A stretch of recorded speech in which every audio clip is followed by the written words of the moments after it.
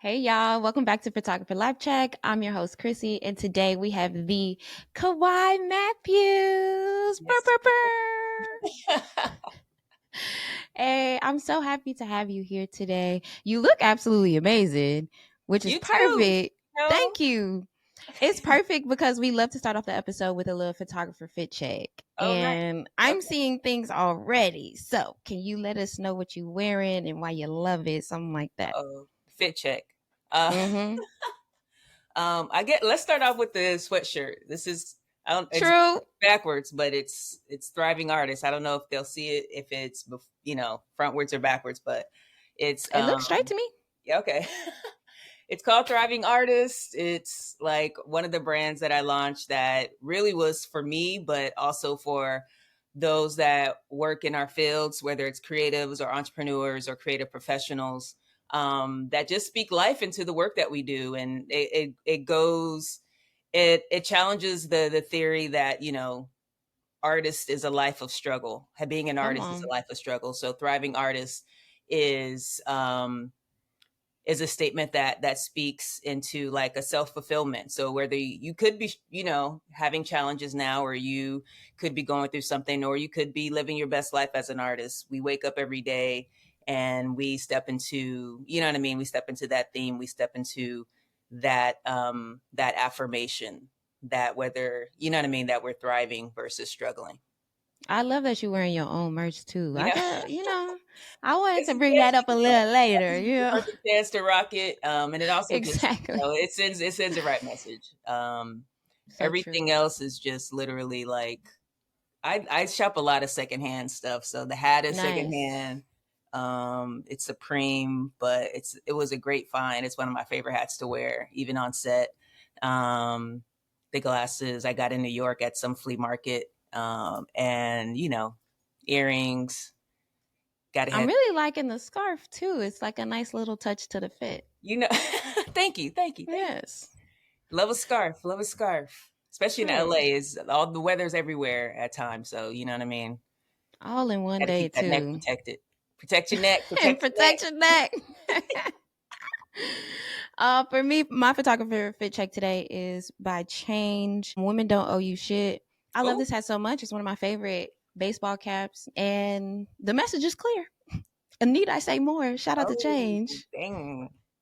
You came bold with it. I'm also a tie dye fan. I see you got like a tie dye shirt on. Oh yes, this Oh, wow. shirt.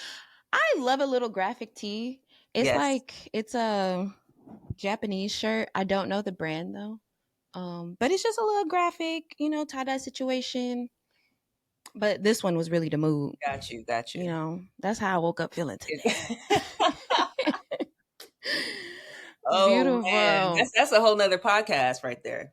No, for real. A whole nother podcast. So let's get into the photographer life check because that kind of sounds like mine today. For Yeah. those who might be tuning in for the first time, Photographer Life Check is literally just a life check in. So it could be career based, something you're looking forward to, something you just did, or it could just be how you feeling today, something going on in your life, how those two are talking to each other.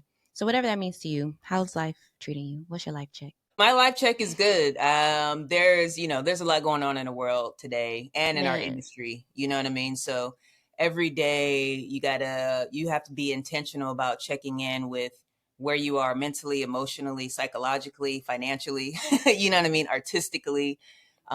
These are times where a lot of people are having to navigate, you know what I mean, new ways of life, new ways of living, and like Mm-hmm. I feel like now more than ever, we need community. I've been tapping more into community, into creating things with other folks, talking and sitting and spending time with, you know what I mean, other photographers and other people and directors and editors and, you know what I mean, people that are just working in the community and are creative professionals and, you know what I mean, waking up every day to figure it out. Not only that, to get after it. I think more than ever, I've been super, super, super hungry, and just creating a way every day. You know what I mean? Finding a way to Mm-hmm. print my own money, wake up, create a way, Come create on. opportunities, and really lay the foundation for like long-term success. That's always something that I've had in my mind and had on my heart and had on like my muscle to do, is to create long-term success. But I feel like now more Yeah. than ever, like, security in that sense, and trying to define what that is for me and what that means and what I need to do in order to, attain life, long-term success is really important right now. So sitting with people, I feel like community has been like probably like the best thing I've been able to tap into lately, that has kept my life in check. Man, You know. that makes me so happy. I think especially because we're realizing on a massive scale in this country, especially in particular, how much we need each other right now and Absolutely. how individualism is the lie of the American dream. And and how like being in a collective is so important. It's one of the reasons I wanted to start this podcast in general. Like, I want to talk to image makers, people that are the history keepers, people that are documenting, and what we're thinking about, what we're doing, what we're hoping for. So that makes me feel so beautiful. And the moment you were like, I'm feeling really motivated and hungry right now, just the other day, I don't know if he was tapped in on this era, but I was like, man, I feel like I'm in my Lil Wayne mixtape era right now. I feel Right? like I feel Seriously. like I'm in like the drought is over 4, dedication 2 and 3. Like, not no ceilings. And we love no ceilings, but I feel like I'm tapped in right now on a different kind of energy. And I really like it. I'm trying to stay right where you are. Yeah, yeah. Well, I'm on that wave too, and I'm excited to hear that you are. And I'm telling you, I feel it from a lot of folks. And sometimes it's, the way that we get there sucks sometimes, because it's always like some situation or some condition that like you puts us know? in a corner that says like, all right, how do we find Right. out of this? But whatever we can use as a catalyst to be better, you know what I mean? Like sometimes that's just what we need. And when shit hits the fan, that seems to be when like people, you know what I mean, strap up their boots and finally do the things that they've been wanting to do or desiring to do for so long. You know what I mean? It's like Yeah. now it's a situation. It's like, all right, what are we gonna do? You've been saying this for all these years, and now this is an opportunity to where everybody's like kind of, you know what I mean, in a stressed situation, and Yeah. figure it out. And I got to get to it. Period. I like that you just said that though. So I'm curious, as a director in particular, what is something that you've been wanting to do for a long time? One of the things I've really been wanting to do for a long time is actually put out, and share more educational information Hmm. around like the craft, how I work with clients, and just some of the things that I do, my workflow. So just getting more of like my information and my experience out there and figuring out a way to share it with folks. And I used to teach years ago. I used to teach photography. I taught some video as well, and like Oh, studio amazing. lighting and basic photography and stuff like that. I taught that for a couple of years to adults. And I did some youth classes as well. So I love teaching. I love like sharing knowledge, and also like challenging folks um, to actually like, sit down and get after what they say that they want. Mm-hmm. Because we all go through that same thing. So I feel like, in a teacher or facilitator or mentor space, we get so busy with our own stuff. I feel like this is a time to really like tap into, not only like tapping to other communities, but also, you know what I mean, leading communities and kind of, you know what I mean, inviting people into my world and the things that I do. As a director, there's so much that people don't see, you know what I mean, industry wise, and what happens on set, and just the meetings and how the preparation, post production, like so many steps. And it's not just readily available to folks. Mm-hmm. You can go to YouTube University and things like that. Um, or, maybe go to a panel here and there, but there's so many steps in the process. As a director, as a creative professional working in Hollywood, you know what I mean? Like various things that don't even have to do with the camera, that don't have to do with Yeah. like technical equipment, gear, designing a treatment. You know what I mean? There's so much like psychological work and like tact, and how you know what I mean, approach, how you communicate, and how you continue to get work long term in this industry. So you know what I mean? Just those nuances and what it means to be like successful in these spaces, beyond just having talent. Come on, Professor Matthews. You know I what? didn't I like know. that. I like that. Come on. I didn't know that you were a teacher. I didn't see that like on your website or anything. That's really Oh yeah, beautiful. yeah, yeah. It's a lot of stuff that's not on my website. It kind of is just like, I don't know. It's only a tiny portion of your life. It does I not say know, I everything. know. Depending on what era I'm in, I'm like, oh, what do I feel like sharing? Because it's No, just for like real. I've like, I don't want to say I've done a lot, but I have experienced a lot, and I do have like, I'm a multi hyphenate, like a lot of us are, like a lot of Yeah. creatives and things like that. So it sucks for us, but sometimes we have to like narrow down what we share so people don't get confused about like, Right. well, How what's to hire popping for us you. right now. Yeah, how to hire us, Right. and then like not thinking that we're doing too many things and all that kind of stuff. That's part of the psychology aspect, where it's like you have to be thinking a little bit about how other people are perceiving you to Yeah, structure yourself on places like your website, your Instagram. And some of that is frustrating because it's like, I like doing all of these things, yeah, but what era am I in today? Okay, I guess I'm a director today. Let's follow this. yep. It's true, but But of let's get into that. You were talking course, about, you want to teach people the things. I did see some of your videos like on Instagram where you are literally breaking down some of these things. So I want to yeah. pull up your reel first Okay, so people can get the overview. right. I also love that you mentioned as a multi hyphenate artist, it's a lot of things up in here that maybe you didn't know. So to start off in terms of something that you can teach folks right now, what kind of director are you? Are you like detail oriented, like you have to follow the plan, or are you kind of like, I got an idea and I want to wing it while I pull up your page? I think you have to, definitely you're not winging it on set on the day of.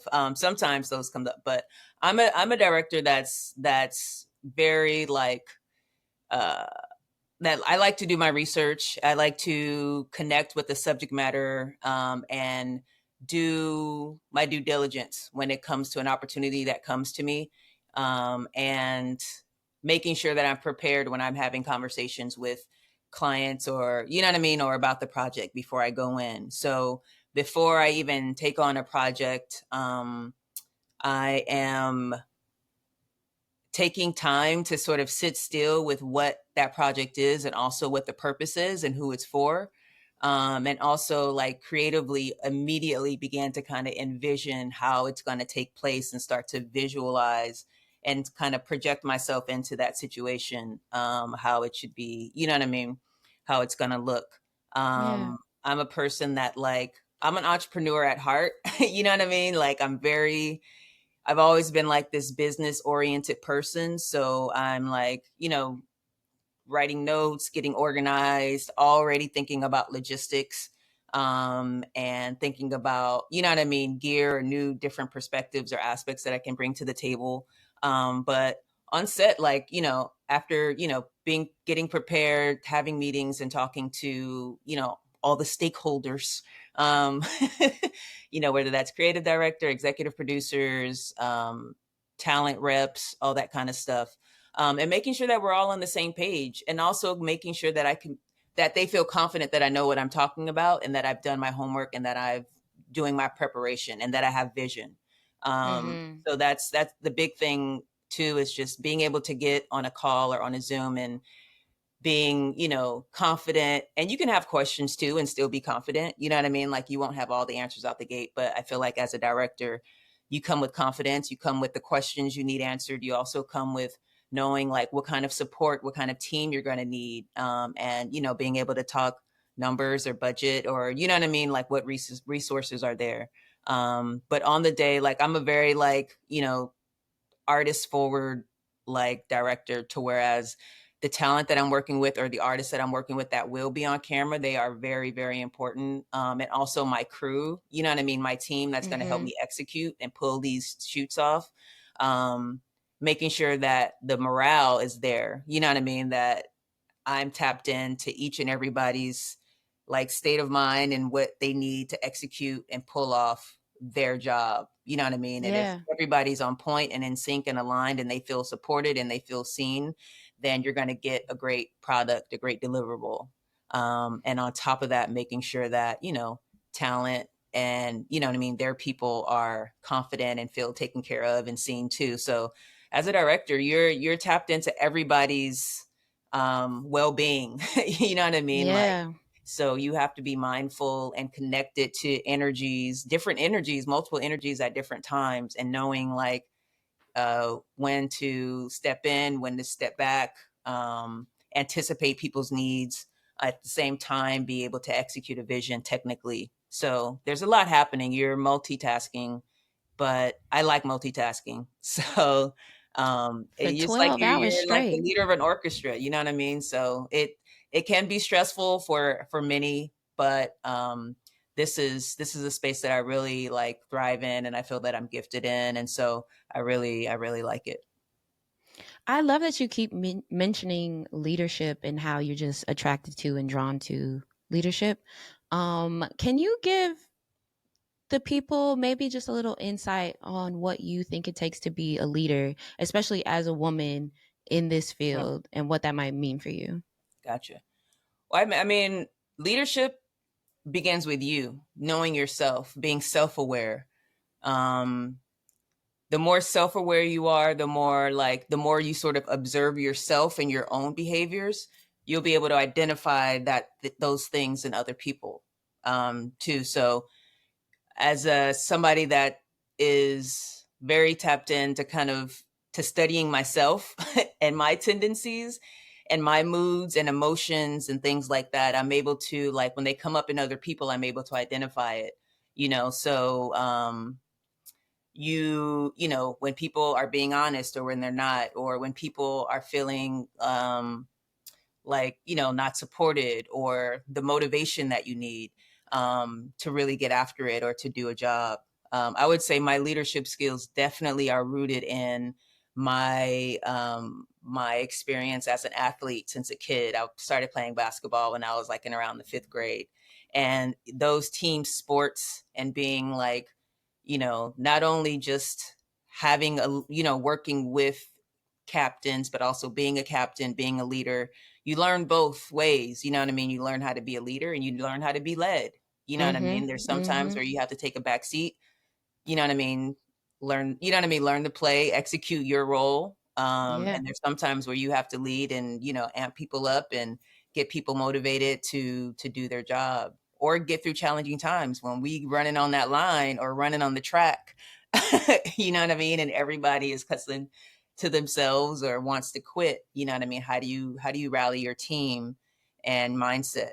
You know what I'm saying? So a lot of like my leadership mindset, or my mindset period, when it comes to team sports, because creating, directing, whether you're, directing commercials, movies, anything, it's a team sport. And you know that too. You know what I mean? When you're doing photography or directing and you have people that you have to lead, they're looking at you and asking, questions that you have to have answers to and things like that. So, yeah, definitely somebody that played team sports, somebody that like is an entrepreneur, that I've had my business for many years as well. So being able to do that. And I think it just takes, sharpening over the years and being coachable. You know what I mean? Mm-hmm. Being able to jump on a team and have a supporting role as well, and to be able to observe from, you know what I mean, from a side seat or a back seat, you know what I mean, and kind of study people and how they lead and decide what kind of leader you're going to be, how you want to make people feel when they work with you. So, I love how you was real cute and humble just then talking about basketball as a kid. oh, When you got a full ride scholarship, a really? college scholarship to go play basketball. Like you was really that girl. I did, No, I did my thing. definitely did the things. Definitely did the things. But you know what? That was actually like in my heart, in my mind, was a gift to my parents. You know what I mean? For Oh, them not for to have to sure. pay for my college. You know? I love basketball, and I really enjoyed playing it. It taught me so much. Like, I wouldn't be the person that I am without it. I wouldn't have the character and I feel Mm-hmm. like, I just wouldn't, it shaped me so much. It has such a huge hand in who I am today. But yeah, like the coach that I had, his name's James Anderson. I played over at Narbonne High School. Shout out to James Anderson. Yeah, but he's my coach for a long time, high school, and like summer ball, you know what I mean? Club ball and things like that. So the organization I was in, which was called OGDL at the time, his father ran an organization for girls basketball, and Mm, we were big. He was big on the student athlete, not just the athlete, the student athlete. So we had to maintain a certain level GPA. We were all, nice. you know what I mean? We all were college bound. They made sure of that. They all helped facilitate, you know what I mean, like the whole recruitment process and prepping us for that and things like that. So I'm really thankful for that program, and you know what I mean, like the coaches and my teammates, and just the collective effort. It was a village that was saying like, hey, we're going to take these girls from the inner city. We're going to make sure they have the tools, not just the practice on the court, but off the court and in the classroom, to make sure they, succeed and they get into these 4-year colleges. And so basketball was a huge, you know what I mean, asset. You know what I mean? I was able to leverage Yeah. that to get a scholarship, and play, college ball and And give gave my you parents these, yeah, and no gave you debt these after that. transferable skills. Like Yeah, how much it impacted you clearly shows up in the work that you do today. Like absolutely. that's incredible. Absolutely. I want to go back to the leadership point you mentioned a little earlier, because we have listeners. For those who don't know, Photographer Life Check is the first original podcast for the Black Women Photographers Network. And in our community, we have everyone from hobbyists, early career, all the way to seasoned vets, in about 65 different countries around the world.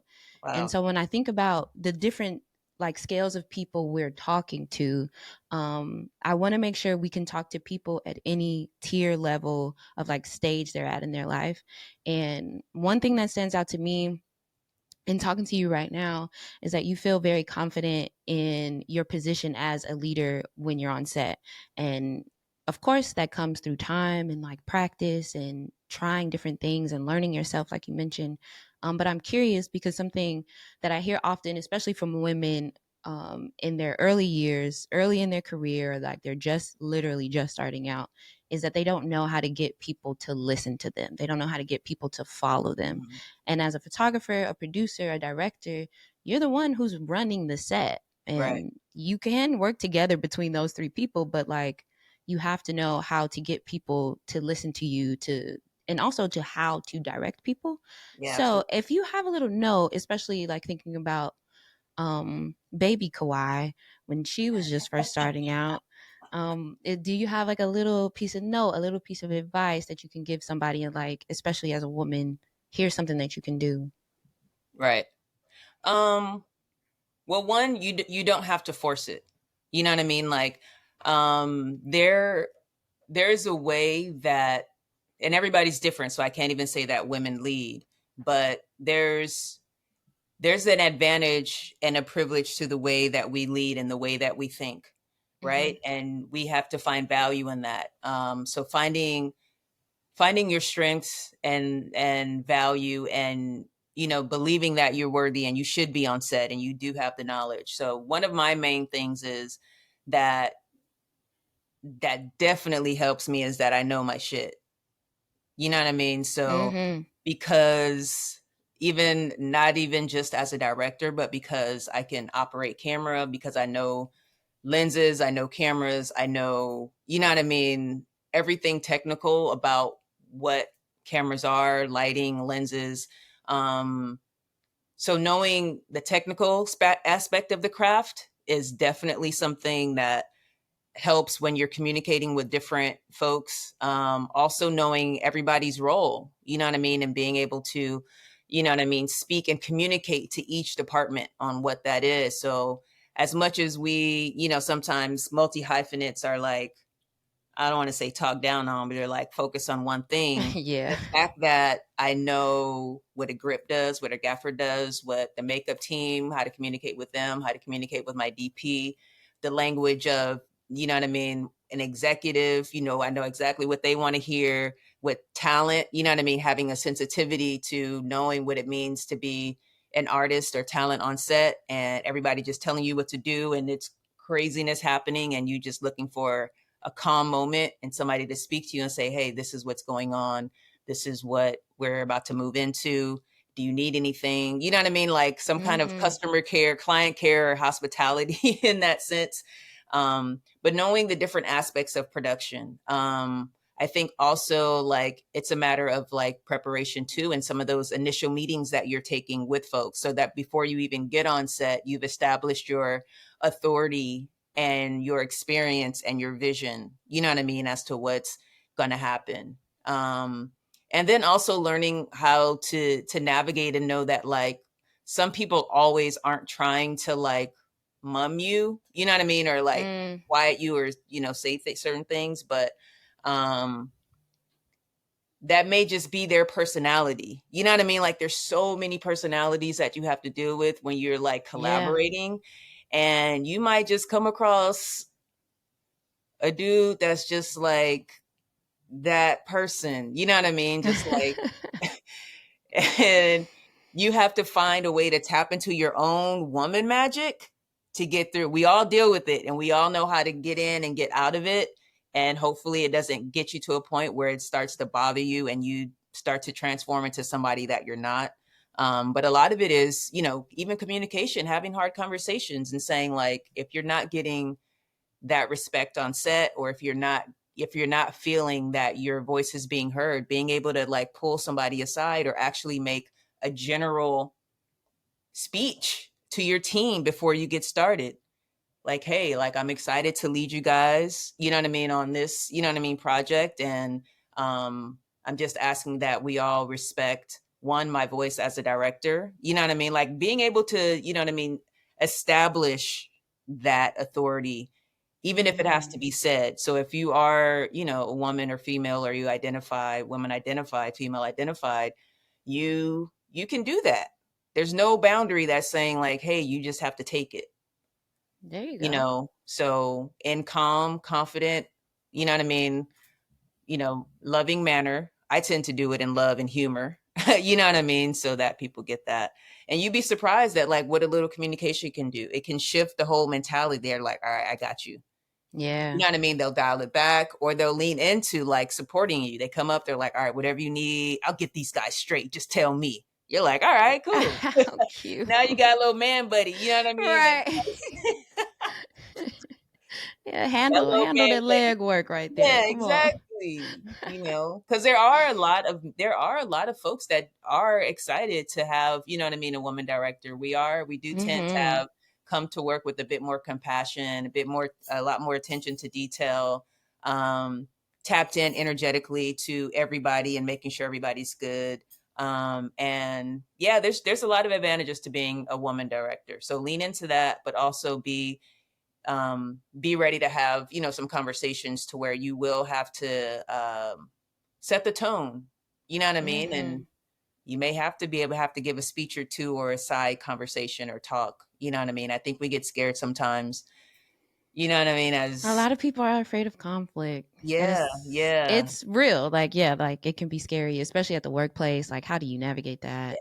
But the But story is at stake. You can't let the story fall exactly. through. You can't not speak up when you know something is right. You know what I mean? And also being Mhm. able to be flexible in those situations where you may really, really, really want to do something, but you have to be able to find middle ground or be flexible. And if it really, if it, I've had to toss ideas and take things out of edits, you know what I mean, that I really, really was attached to. But at the end of the day, you know what I mean, the people that hired me, um, I can advise them on things, but you know what I mean, they're going to want what they want. And Yeah. somehow you have to make it make sense and say, like, all right, if they want me to do this, then how can I make it make sense? And how can I still be happy with what's, you know what I mean, what the end product is going to be? Yeah, that's actually a perfect segue. That's something I really wanted to talk to you about because you largely do commercial work. You're working with all sorts of brands, and anybody who's worked with, especially a large brand, Mm-hmm. we know there's a style guide. They can be pretty strict with the things that they're looking for, the things that they want, and what their values are as a company, which makes sense. They have a brand to maintain. And you, as the artist, also have a brand to maintain. And I'm curious Uh-huh. how you manage to create something for these other people and still create the thing that you hope to see. Which, of Right. course, like you mentioned, there are upsets where it's like, I know this would work, and they not folding for that edit. Yeah. But how can you still sprinkle your own sauce on it? Yeah, absolutely. Well, my sauce is on it from the beginning. You know what I mean? Period. Um, but I feel like I was thinking about this the other day because this has always been like a personal battle. I don't think just for me, but for some folks. And it's just like, are you the director that has a signature style that people come to you for this specific Right. look and style, right? Or are you the director or the photographer that can take on any client and execute a vision that they may have, and you put your sauce on it, and it's just like you can work with anybody and you're not like worried about your style being compromised or Mm-hmm. this goes against my aesthetic that I've established. You know what I mean? um i'm I'm a photographer that has a style, but it's not a style that's like signature in a sense that like when you see it, you know it. I'm like a director and photographer. It's like when you feel it, you know it. Like it's something Come on. that's in it that I pull out of performance or out of talent, that it feels like I did it. You know what I mean? Or Mm-hmm. it has the production quality or like the detail, and it has, you know what I mean, an aesthetic that not necessarily is nailed to a look, but it's nailed to like a vision executed, so to speak. Um, so yeah, and there's some instances that like, I know of, some like visual artists that will turn down projects or Right. not take them on because it's not in line with their aesthetic.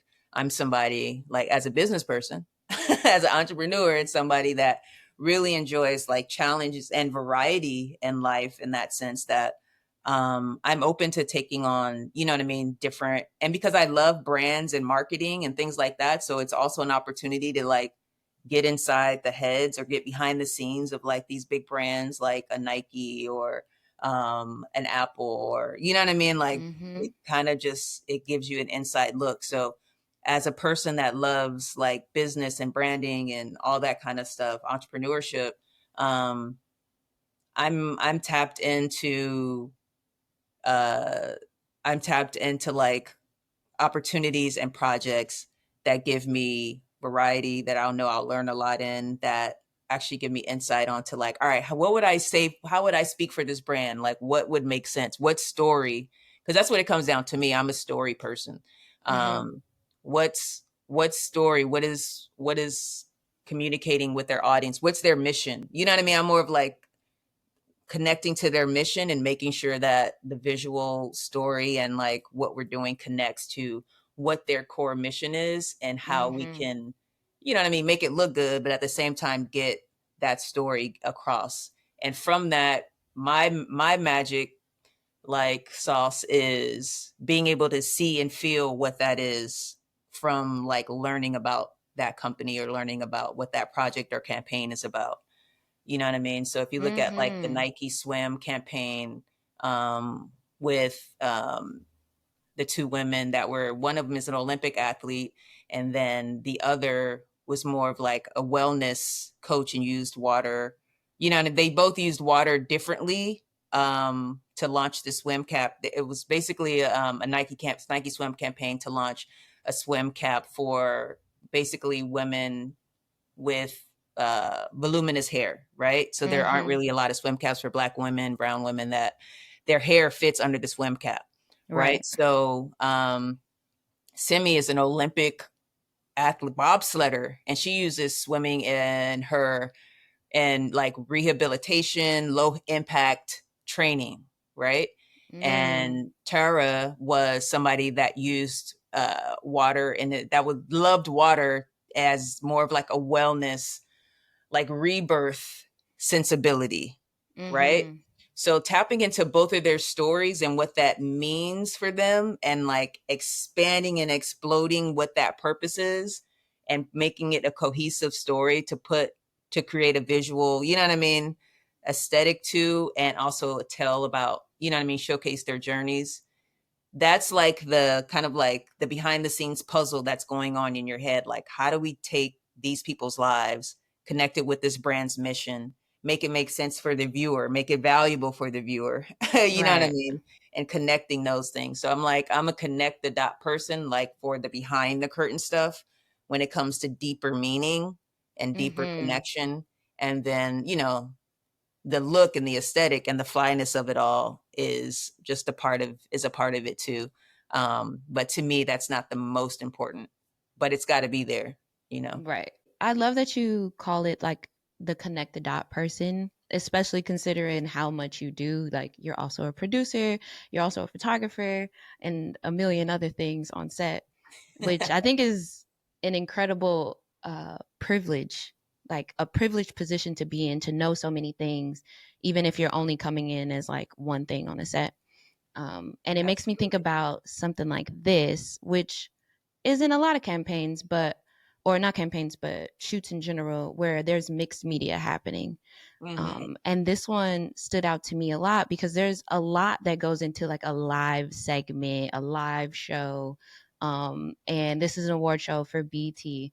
And I'm curious, can you break down how you direct mixed media? Like, are you sitting down with an editor afterward, like putting everything together with them, or is that their job entirely? And Uh-huh. then I'll play the video while you talk. All right, cool. Well, these segments for BT, I do a lot of like honoree segments where you have like Mm-hmm. short form docu style pieces that go through, you know, for example, for Queen Latifah, this is the Lifetime Achievement Award. So going through their whole career, I'll just let me break down the elements. So we have Mm-hmm. interviews, right? So we have the person that's going to get this award. So it's Queen Latifah, right? And I immediately start going and like one reading the maybe the treatment or the goal that the client wants to communicate. In this sense, it's for JCE, Jesse Collins Entertainment. They produce all the BET Hip Hop Awards and work a lot with, you know, all their specials and award shows. So they say, hey, Queen Latifah's getting the award. We want to make sure we communicate, you know what I mean, her legacy as a hip hop artist, her entrepreneurship spirit, the company she's had, how she inspires, you know, female MCs, her catalog, her versatility as a multi hyphenate. You know what I mean? She can Also, act, she yes, can yes, rap, she yes. can sing. She's a businesswoman. She got a lot going. She can do a lot. Theater, like it's crazy. Yeah, Um, she's super talented. and just an all around cool person. You know what I'm saying? So these elements include like sit down interviews, right? With not only her, but people that maybe look up to her, people that have been a part of her journey. So that could be, you know, a label mate, that could be somebody that was from that era of hip hop. It could be one of her actor peers. It Mm-hmm. could be different people that would, you know what I mean, that would elevate her story and be able to tell it from a different perspective, right? And then you have all of these archival materials, which is really fun for Right. me because I just like rabbit holes in that sense to where, I know, me too. Y'all picked some really good ones for this too. you know, so I immediately go and just start pulling like all the music, all her catalog, listening to some of the music, and it takes me back. It like takes me through a portal of just going back to her time. All the movies that she's been at. So you start to like catalog and pull. I create like bins and folders of just like this content. So like, you know, ripping them from online and all that kind of stuff.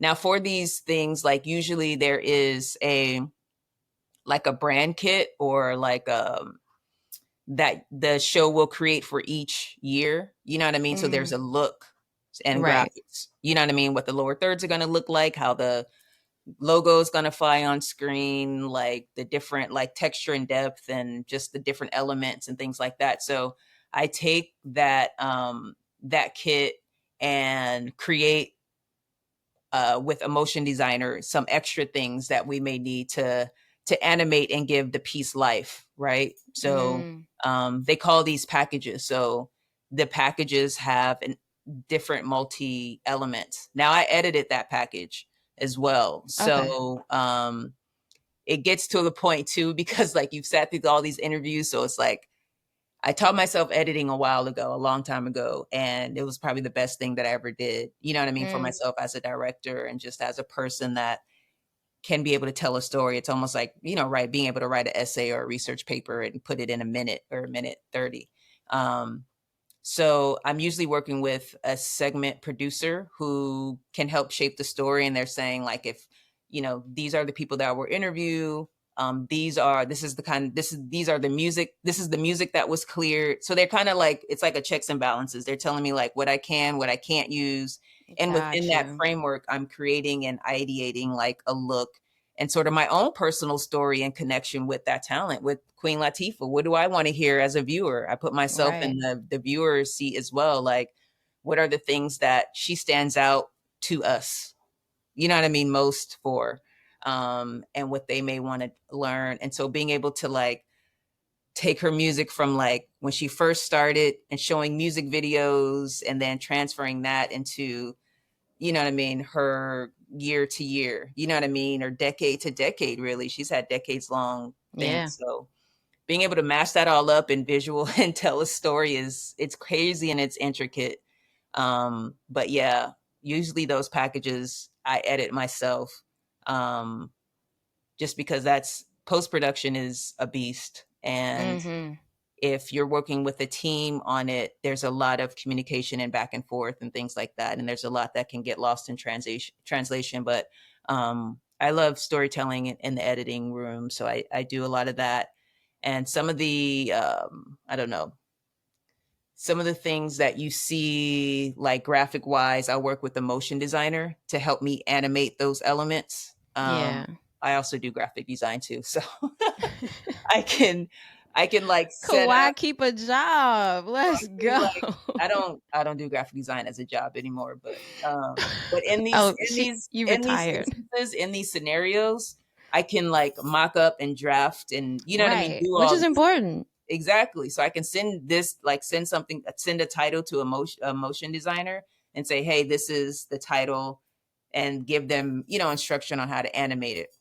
So usually in post-production, I'm doing the edit in Premiere Pro and I'm working with a motion designer.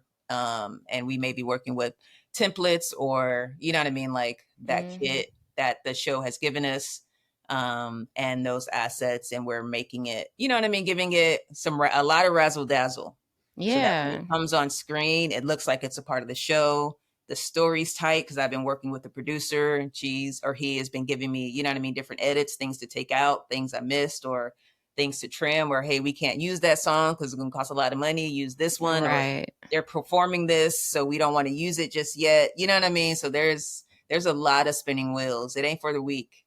It ain't for How the weak. much time do you usually get to create a segment? Usually I'll get a call maybe like a month and a half before like maybe the show airs. Month and a Okay. half, 2 months. It depends. So they'll just give me a heads up, like, hey, Right. the show's coming up. We have these are the one, two, or three candidates that may be getting this award as an honoree. Right. So already my head's spinning. They're like, oh, we have so and so in mind, we have this person in mind. We're just seeing who's gonna accept it. Right. Okay. So it's usually like maybe let's say like a month and a half lead time. And so through all that time, they're trying to set up interviews with different talent and celebrities. So that could be, I could be getting an interview up until like 2 days before the show is Right. happening. You know what I mean? Because And they're then you so got to busy. slice it up in the best way you Yeah, but can. I have to work with that, and I can't wait for that stuff Right. to come in. I have to like think ahead and do and anticipate like, all right, let me knock this part out, or let me see, you know what I mean, where it may fit. So you're working at every point, like without a lot as well. So it's just like, what can I create? How can I start to structure this edit and what can I build while all the craziness is going on with, you know what I mean, interviews and waiting on assets and all that kind of stuff. So yeah, they're pretty intense. Yeah. But that sounds really cool though. I like this. And Yeah. segments are usually my favorite parts Yeah. about award shows, so it's super tight. Yeah. And I feel like they're gifts to like these people that I've looked up to all my life. You know what I mean? So Yeah.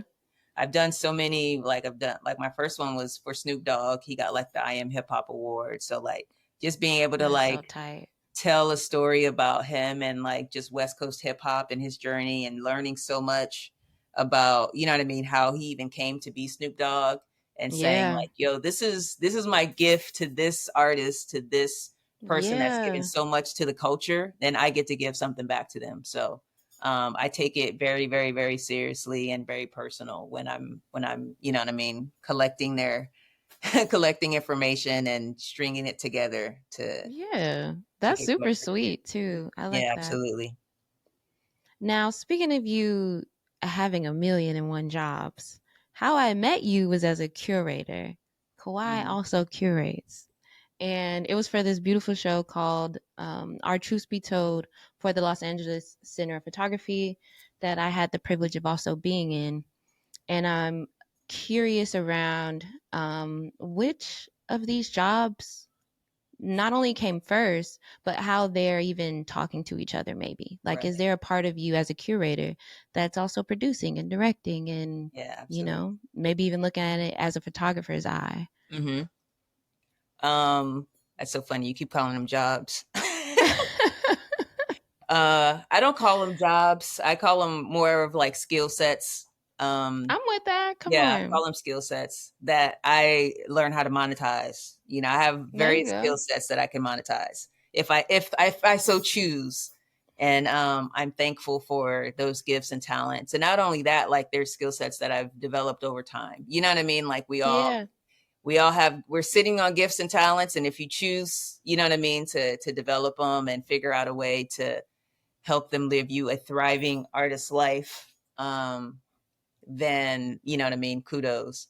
But all of these kind of they lead into, it's like a natural transition. Like I didn't really set out to have all these skill sets, but they're things Mm-mm. that like when you are working like solo most of the time, or I'm like a creative, very like I like to explore things and like tap into my potential.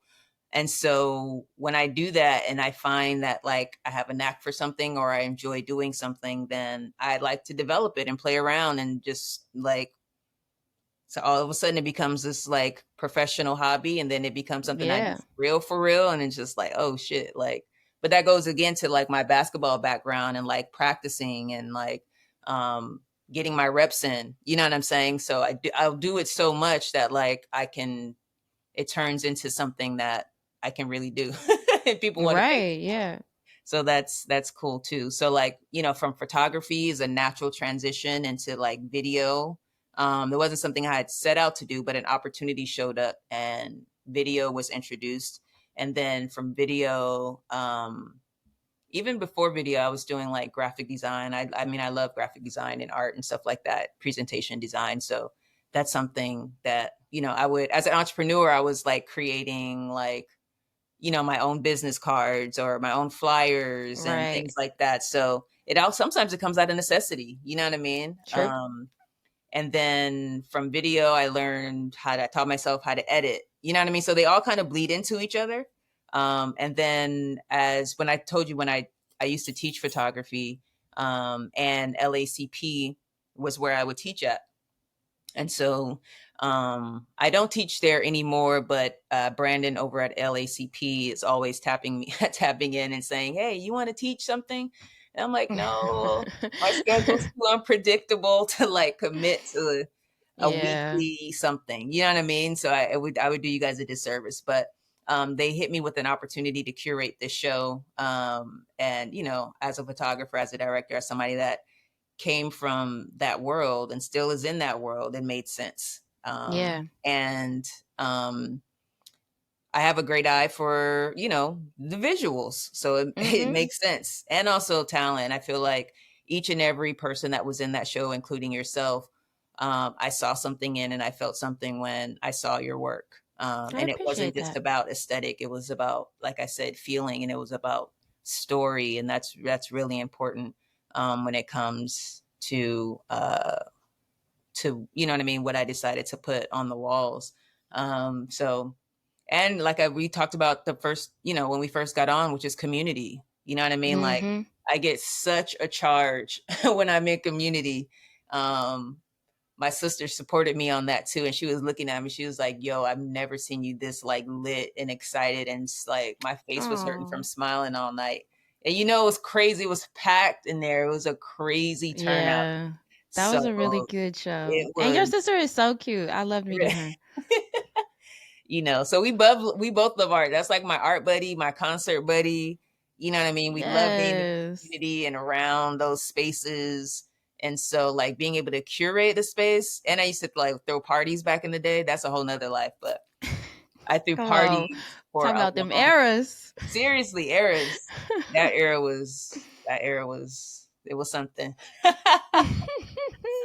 So I know That's how for to like another throw a party. podcast. I know what it takes to get people out. You know what I'm saying?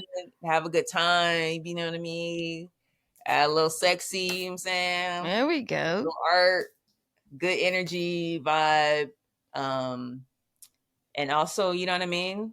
Like branding and the people that I knew that you guys were going to bring. Like you guys have your Right. own audiences, your own fan base, your own, you know what I mean, collaborators and peers and things like that. So being able to bring all ages, all styles of photography together for one mission, you know what I mean, for one, you know what I mean, for one goal was great. Yeah, that was a really beautiful show. I really appreciated being amongst that group of people too. And I met more women at that show that ended up becoming good friends. Oh So it wow. was perfect. Yeah, yeah, yeah. That's amazing. Yeah, that show was fun. Yeah. I got to do more of those. That would be super I got to incredible. do more. My mom was like, "You have to take this. You have to take this across the nation. Like I can see this Yes. every year. Are you gonna do this every year?" I was like, "Oh my gosh, no!" I Because love the curation is a lot of work support. too. I learned a lot. Right. That's not, Yeah. that ain't for no punks either. At all. And And that'd be a part about the people that support you. They'd be like, "Oh my god, you need to do this all the time, yeah, everywhere." And it's like, do I don't think I got it. Like, if they only knew, ooh, ooh, ooh. But yeah, okay. like talking to each and every person on the phone, making sure you guys had what you needed. But I needed to make that connection. I wasn't just going to be like, "Hey, can you just send us some work to put up?" Like Right. it was literally like talking to each of you, like learning about you and what what you want to see, how you want to see your work as an artist to an artist. You know what I mean? It wasn't like, I want this one, this one, this one. I asked each Mhm. person, like, send me something that you want to see or a story you want to tell. You know what I mean? It's our truths be told and leaning into the diversity of our stories. You know what I mean? And like what they look like, what they feel like, who they're for. They could look odd. They could look, you know what I mean, familiar. Like everybody had such a unique voice, but it was all like woven into this like beautiful fabric that night that like it all felt right. You know what I'm saying? Yeah. So yeah. You have this brand, thriving artists. And as you mentioned earlier, it's about shifting your mental into believing that you could be something better than a struggling artist, which makes me think about your perspective on becoming a leader, where it's like shift your perspective on yourself is essentially what you said. It's like Right. you deserve to take up this space, and you can be a leader and you can lead people. And it's just kind of like believe in yourself, Yeah. which I love. I also have a thriving artist sticker on my wall over here. I kept my pin. I love the message. I'm really a part of the tribe. I love it. And so I'm curious, can you tell us a little bit more about the business and maybe one or two things that you think it takes to be a thriving artist? Yeah, absolutely. Well, I'll tell you how I was born quickly because I go to like business where I've always gone to like business workshops and workshops that like help me be a better artist and entrepreneur and just make sure that my financial stuff is straight and all that stuff. So I went to this thing downtown, and it was just like a bunch of like artists and creatives and people that just basically kind of like business for artists or entrepreneurs, right? And so I'm sitting in this class, and it was like over a couple of weeks.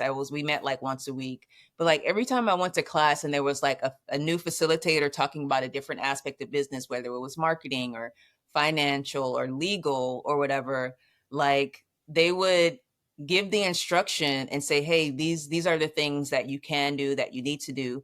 And there was so much pushback from each person on like why they couldn't do it, why it was hard, why, like, it was so negatively charged. And I was like, there was nobody that was like, all right, bet, I'm at it. Like, this is what I'm doing. All right, I got my lit. You know what I mean? There was nobody like motivated to step into the action of actually like doing the work. It was always like, this is why I can't, and I'm a woman, and for Black people it's this, and for Latinos it's this, and as this person, it was just like they were just anything they could say about like their identity, their personality, or whatever being like a hurdle or like being a roadblock. Now, mind you, these things do exist, but we're in a space where we need to tap into stepping into what that is, you know what I mean? And tapping into that potential. So I was just like, everybody in here has like a struggling artist mindset. You know what I mean? Like, what's the opposite of that? Like, when do you start? I was like, the one thing that this class is missing is mindset. Before you even start to get into like all the other stuff, we need to talk about mindset and like the psychological aspect of what it means to be an entrepreneur, you know what I mean, or an artist, and make that a living from that. So it's like shifting your mindset to what's possible. Like, that's what I walked away with that. You know what I mean? Like, that was an important module that wasn't there, because if that was there from the beginning, then the experience of that course or that program would have been different, because we would have worked on a major part of success, which is getting past your own mental roadblocks and all that kind of stuff. Right. Yeah. And so Thriving Artist was born from that experience, really. And I was just like, we just need a remind ourselves that this is actually possible. This is what I desire. And not only that, it was something to communicate to other people that hire us and think that they could just pay us whatever, or that we just do this for fun. And you know what I mean? Like, or, a family or friends that think that, oh, you may not make as much money, or you may not be a successful artist, and you're going to be doing this forever, you know what I mean? And struggling. So it's something that I can wear around my parents, you know what I mean? And they look at it like, oh, word. Okay. Right. You know what I mean? Or I can go into like a community center and a kid can see it like, oh, we're a thriving artist. Like, okay. Never heard that before. Never seen that before. So now it's like, it shifts your mindset to like, okay, that's what it is. And also being able to define it for yourself. That's important. So thriving artist does not mean like I'm making a ton of money, I have a big house, and, I sell all kinds of merch and my art's here and everywhere. Thriving artist can just be, you know what I mean? I take an hour or two a week and I go in the park and I knit, and that makes me happy. And commit to my artistry. Yeah, exactly. And carve out time to get that and to harness it, you know what I mean? And to express it. So thriving is, you know what I mean, is something that you define for yourself. You know what I mean? For me, it means that I can make a living from it, you know what I mean? And I can seek and work towards financial freedom doing something that I really love and I'm passionate about doing and learning and things like that. Maybe a lot of more work than somebody who's a hobbyist, but we're both still thriving because we can still get that expression out. Exactly. And so, yeah. Yeah, I really appreciate that. I have my notebook and my sticker, like I mentioned, but now I see I need to get a hat for these photographer fit checks. No, I gotta and let the people know. Yeah. Yeah, I want more of the people coming too to have this on for photographer fit check. Yeah, absolutely. Yeah, I got you. Because what is that? A dad hat, or is that just like It looks I like it's think this not is that a bad. baseball dad Yeah, situation. yeah, yeah. You Yeah, I know what have I'm one that saying? style actually.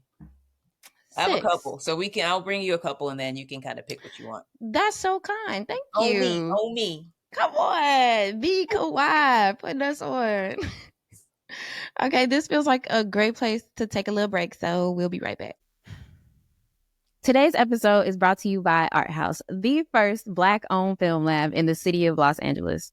All my photography homies love Art House because they specialize in C41, black and white, E6, and ECN2 processing for both 35 millimeter and medium format film, all while using a custom built cinema scanner to get you those stunning movie quality stills. So go pick up or drop off a roll at their new location in Chinatown. So go pick up or drop off a roll at their new location in Chinatown and check them out at arthousefilmlab.com or arthousefilmlab on IG and tell them we sent you. Okay? We're back. This next segment is one of my favorites. Uh-oh. It's called Photographs Not Taken.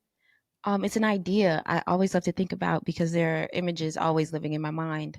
And I found this book. Shout out to my homie.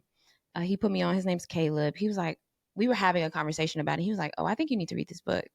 And it's just a collection of essays of photographers answering that question of what's your favorite photograph that you never took and their own perception of that. So I'm curious because we mostly talked about you being a director today, but she is a photographer as well.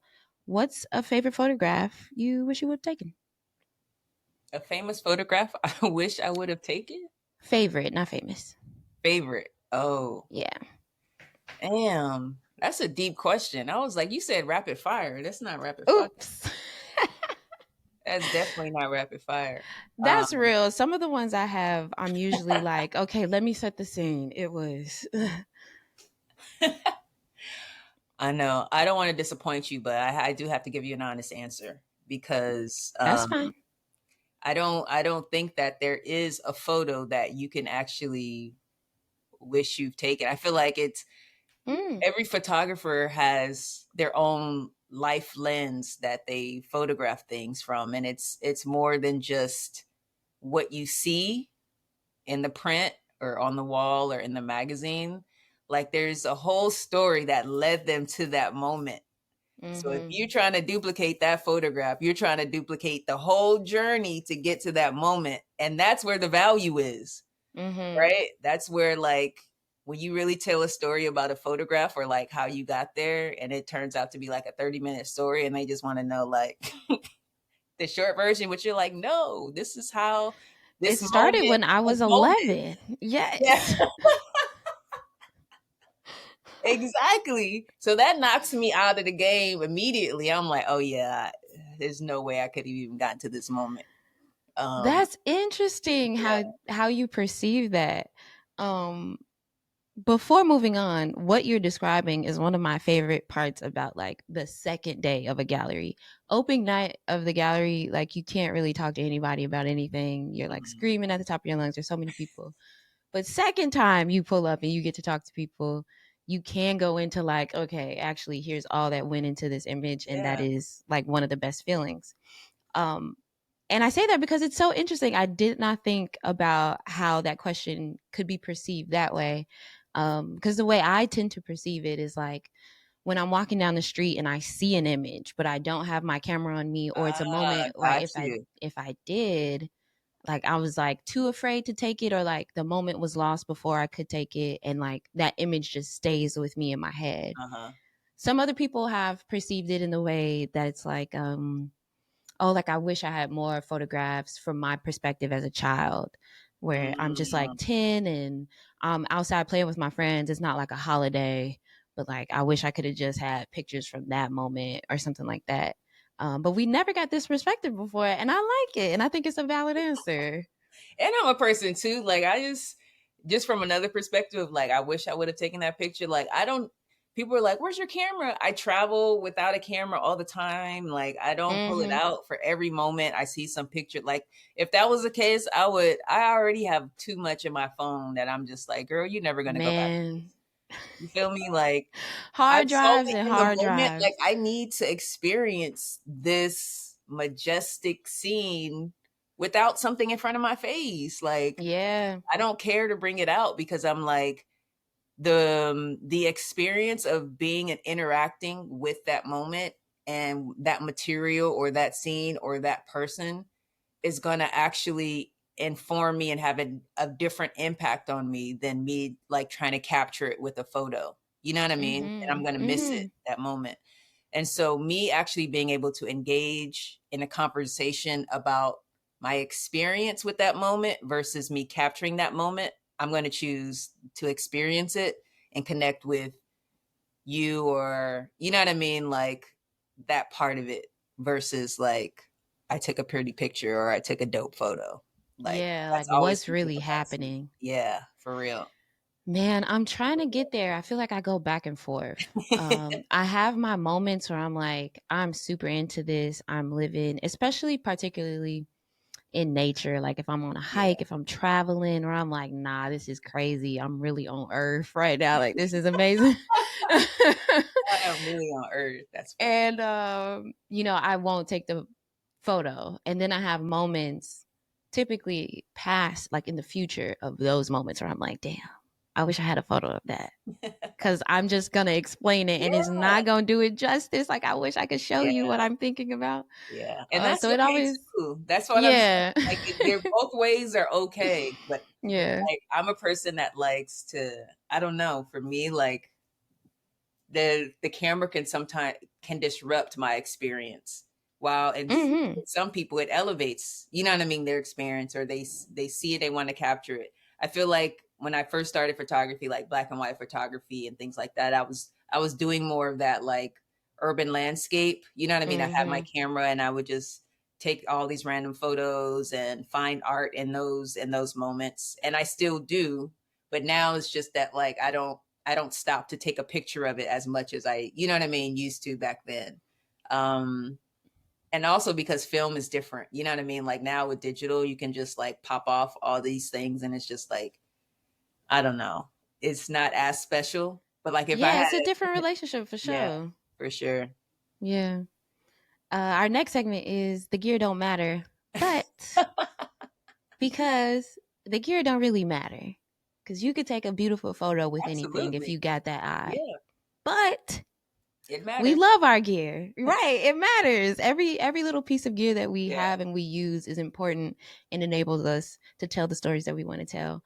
So I would love if you would tell us your favorite piece of gear that you use. It doesn't have to be a camera, but it can Mhm. be. My favorite piece of gear is the Apple box.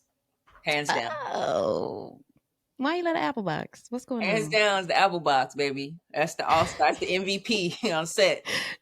She That does a thing lot of right work for us. there, that thing right there gonna get you right. It's got your back, baby. That Apple That's box, so true. that Apple box, unmatched. If you know, you know. I'm sorry. It's And one, you know last, how like you lose your phone or you put your camera down, you be like, where is when you the Apple box, where right, we need two. Stat. for me and them, right, exactly. Or whatever. Right. But yo, no, Uh, that thing is it's everything to me. Yo, seriously. Come on. The Apple box put in a lot of layer work. We appreciate you. Yep. And that's a lesson in simplicity. You know what I mean? It's low tech, but it's high use. Talk about it. We've been getting Seriously. real analog too. Like put the phone down, use an Apple box, take the mental picture. You I know like what I'm this. saying? For real. But and as I sit in a room full of equipment. But don't get it twisted. I love my gear. Right. I love my gear. I love my tools for sure. But it's all important. The analog and the tech stuff is definitely important. Truly. Because And some people last just but go way down with the tech. I'm just like, the tech is not going to help you. Like, you need some some real hands ingenuity. on life things happening in order to even have the sensibility you know what I mean, of what to Mm-hmm. use, how you're going to use that tool, what you're going to use it for, you know? Yeah. So Instead of worrying about the most expensive thing you can buy, seriously. figure And out what you could do nowadays with what you they got. make it too crispy. So it actually you get it and then you take it back to looking or Right. analog to give it a real life texture. You're just like, you know, Which, another reason to shout out the movie Sinners. Did you see it? absolutely. Man, Yeah, I they saw they it really did twice. it with that one. Yeah. So, last segment, shoot your shot. Who is somebody you would love to photograph or work for? Shoot my shot. Ooh, you said somebody I would love to photograph? Mm-hmm. Oh man. Heck. It gotta be somebody famous? No, it Oh. can be anybody or a company like that you'd love to Oh, like I want direct to shoot for for? or Oh yeah, produce. yeah. Okay, now see you expanded it. You expanded it. So Mm-hmm. that's what's up. I definitely want to shoot more um sports pieces, sports content.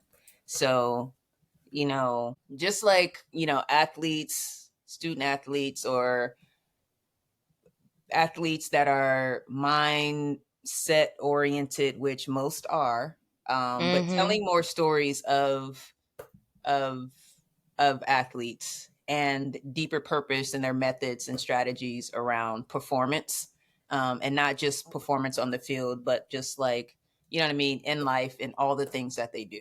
So some, these are stories that kind of mirror mine that I connect with deeply. And so I would love, love, love, love to start to do like docu pieces around, you Mm. know what I mean? And following Folks. the athlete themselves. Yeah, So, with that in mind, all you basketball players, I'd especially love to see you do some women's basketball. I've been loving how much they've grown over the past couple years. absolutely. Follow some athletes around and maybe not even like the girls that are like the girls right now, but some of the up and coming ones. And Yeah, I I can got see one in the it. pipeline. I actually my Ooh, coach, my high school coach, he checks in with me like at least every month, every couple months. He's like, "Hey, kiddo, what's going on?" that's so beautiful. Honestly, a docuseries on Coach. Huh? That'd be crazy. A docuseries on Coach I know, right? James. Oh, he wouldn't do it. He would not do it. But I was like, man, I've been thinking about you. I was like, 'cause I want to find like a young player that I can profile, that I can shoot like a short docu Mm. piece on. And he was like, yo, he's like, I have somebody for you. You know what I mean? He told me her name and I went and looked her up. I was like, oh, wow. Yeah. She's a high school player. She's college bound. But like beast. You know what I mean? So I'll talk to her probably tomorrow, give her a call and see what's up with that. But yeah, I'm excited to just like connect with some young folks, some young athletes, and like tap into, Mm-hmm. their mindset and their, you know what I mean, their practice regimen and like their drill schedule, all that kind of stuff. And then also, what's going on up there as well. So yeah. That would be so incredible for you to like follow an athlete from a beginning stage like this all the way to the WNBA. How Wow. incredible. Yeah. That would Yeah. be amazing. So apparently you already shot your shot and she's on the books, but That's this important. docu series That's needs important. You fun. can't just be sitting on shooting you gotta go ahead. Exactly. When Come it on, you hits, honestly, you gave us the first of a couple this episode. I like it. I like your energy, Kawhi. And this project needs funding. So oh wow.